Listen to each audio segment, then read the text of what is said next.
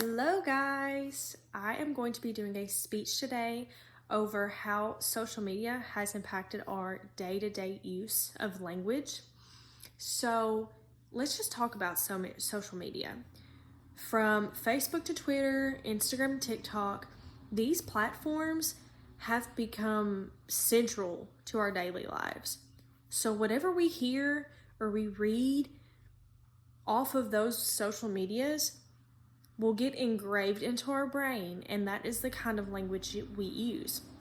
We've got slangs, emojis, anything like that we start using instead of actually pronouncing them grammatically correct. So let's begin with some fundamental things, such as speed and brevity. So social media thrives on immediacy. Think about Twitter, now X, with its origin 140 character limit. That seems like a lot, but when you type something out, it's not. Anyway, users had to learn to communicate their thoughts, emotions, news, and jokes in a sentence or two. This gave rise to a kind of compressed language where abbreviations, acronyms, and shorthand had become essential. So like we type LOL when something is funny, but it means laugh out loud, LOL. And another one is ICYMI, which means in case you missed it. Words are shortened and full sentences are often replaced with emojis, or how do some people say it different, GIFs or GIFs, I don't know how you would say it.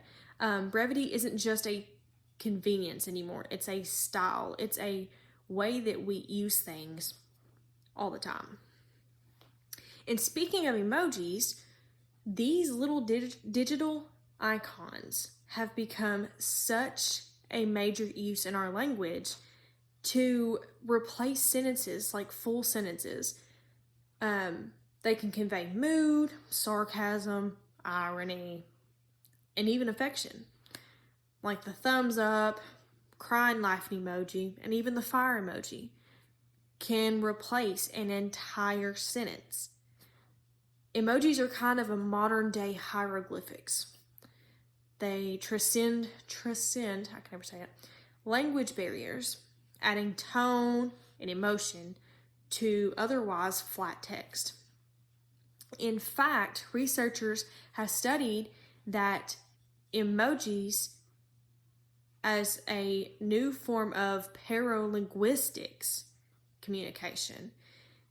The things we usually express through tone of voice, facial expression, or body language. I have a few notes over here to the side, that's why I'm reading over here. But there's also something fascinating about how identity and community shape language online also.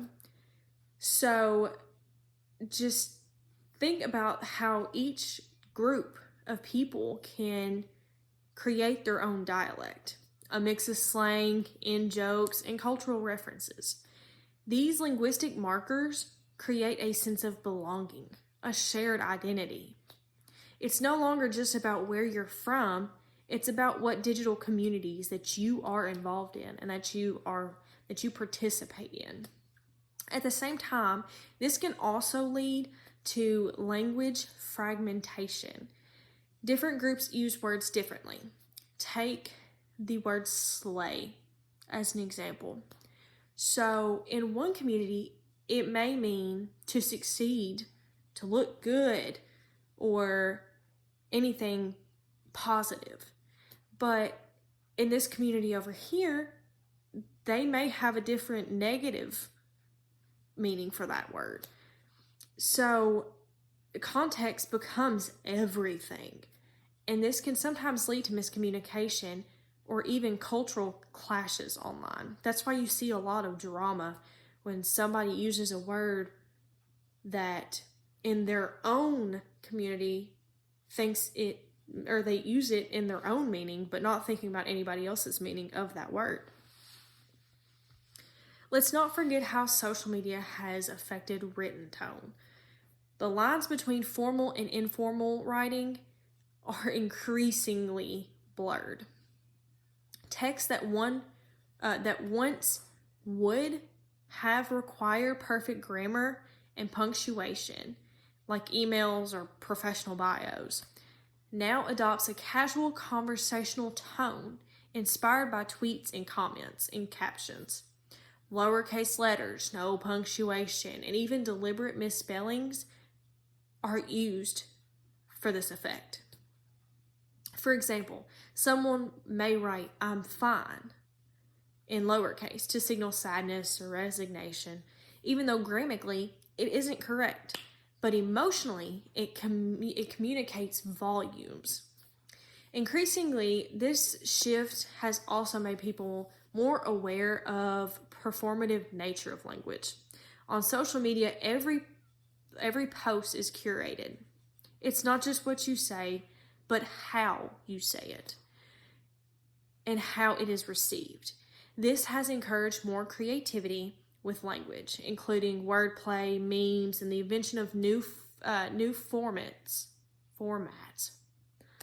like me, an intellectual joke, or that means when memes.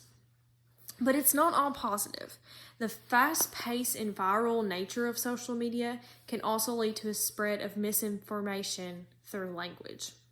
Words often are taken out of context, they're twisted, or even weaponized.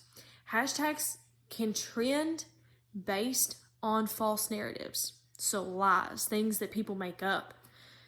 Language becomes a battleground, especially in political and social debates.